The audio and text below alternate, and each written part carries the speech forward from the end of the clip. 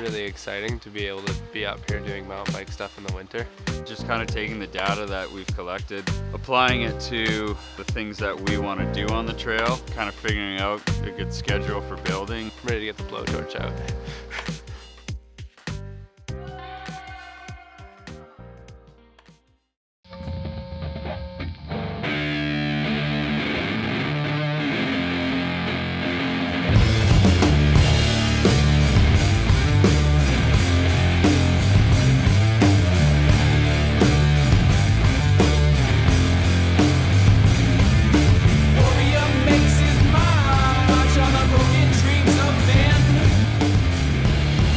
Swing that hammer down now.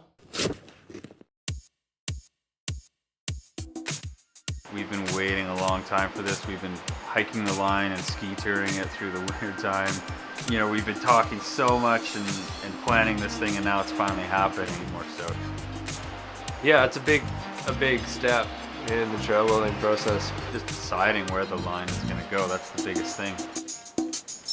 Does everyone agree on it? Is this the best route? Is there 10 feet over? Is there a better line? It's kind of like the final fine-tuning of where you're wanting to go. It really sets the stage for how the trail is going to mature and progress in the future. Start at the bottom, work our way up, chase the snow. Like Brian was saying, 4 pedal strokes, you're on the height of land, and then you got all down, nice downhill the whole way. So in a section like this where you're going to have a lot of speed, you're going to want to keep it wide and open so that there's a little bit more room for error. We like to clear around 3 meters wide. The way I always envision it is, what in your field of view, your line of sight, could you potentially hit? Through here. And I would say you're going to almost start your berm right there and go to that flag, like fairly large radius. It's looking pretty good. Definitely a lot to work with. This corner is going to be the best corner on the entire trail. It's really starting to, like, it feels pretty good to actually be out there doing some real work on the trail.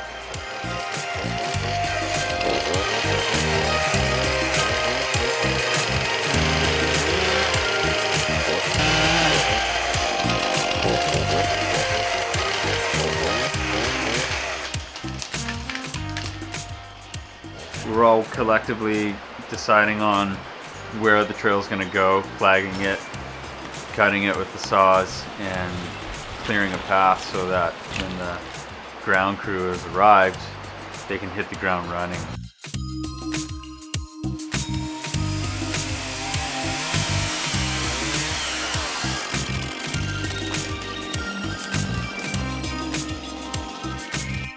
Two trees for cribbing. Run cribbing from that oak tree there to this one, and try and keep a good solid bottom line on the trail. Those are perfect trees for cribbing. We've just been focusing on cutting out the main line and brushing everything out, getting it all ready to go for the dirt work.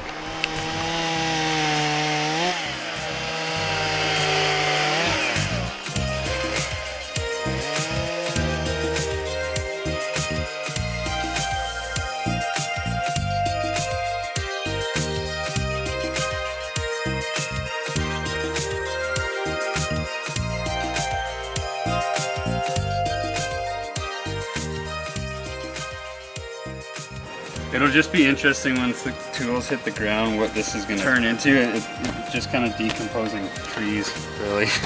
Can't really dig down, you gotta like throw dirt on and build up a bit. Really diverse ecosystems. Literally every few hundred meters you're in a completely different forest, really.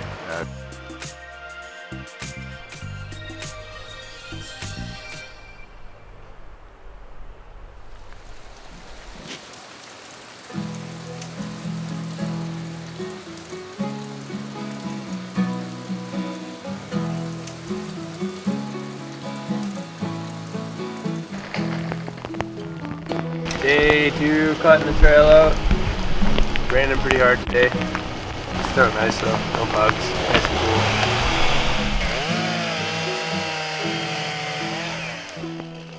Today is a big brush day, so we're working on probably the hardest part of the trail.